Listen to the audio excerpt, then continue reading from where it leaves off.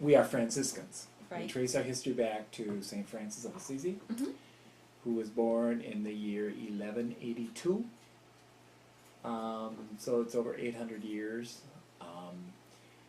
And during the 800 years that since St. Francis lived, there has been a difference of opinion in the order as to how this life should be lived.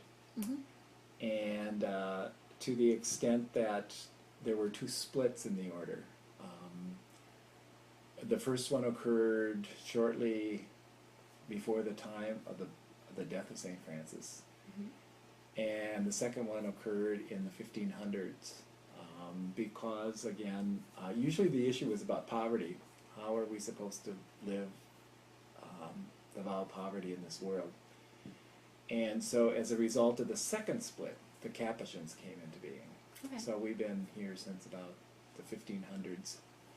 And the issue is still burning. How do we live as vowed religious, the vow of poverty in a world of starving people, Right. and we being people of such affluence, what does that mean and how should we live this vow of poverty? Mm-hmm. So it's still an issue, Yeah. 800 years later.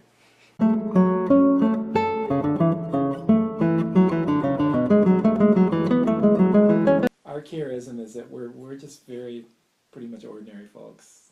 We're right down here working with ordinary people. We are ordinary people ourselves. We live quite simply, I think. We're not great intellectuals, or at least some of us aren't.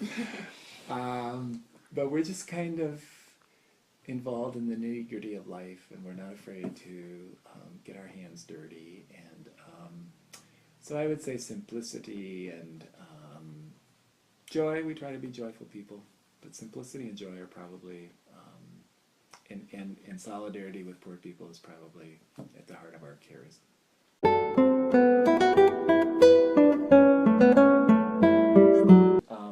This is what the peasants at the time wore, the ordinary common people. Mm-hmm. And the significance for today, as I see it, is that I like to think of it as a sign of hope.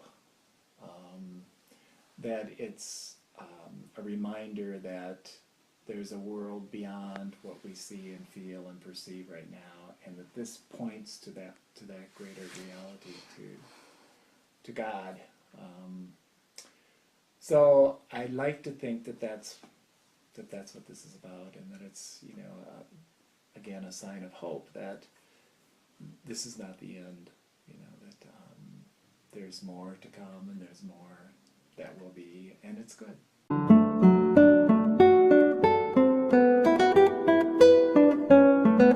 The Capuchin order is divided up into provinces throughout the world, and we are the province of St. Joseph of the Capuchin order, headquartered here in Detroit.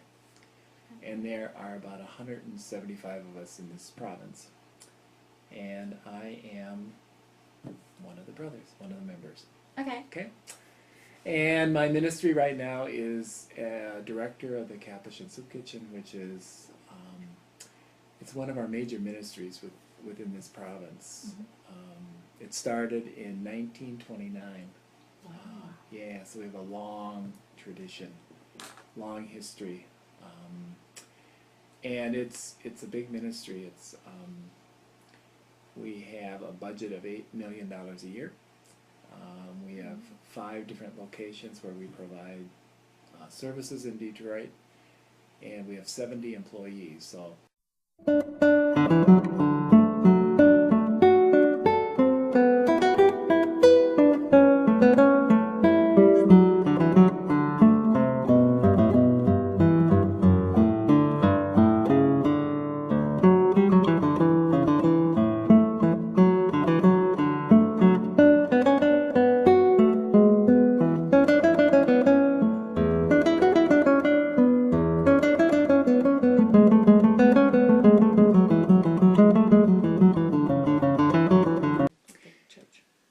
Well, Solanus Casey was a man who was filled with the presence and the Spirit of God, and somehow was able to communicate that to the world, to a world hungering for the presence of God, hungering for a word of hope in their lives.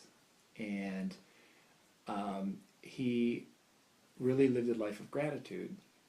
And so I think that message is still very acute in this world, or very relevant still today.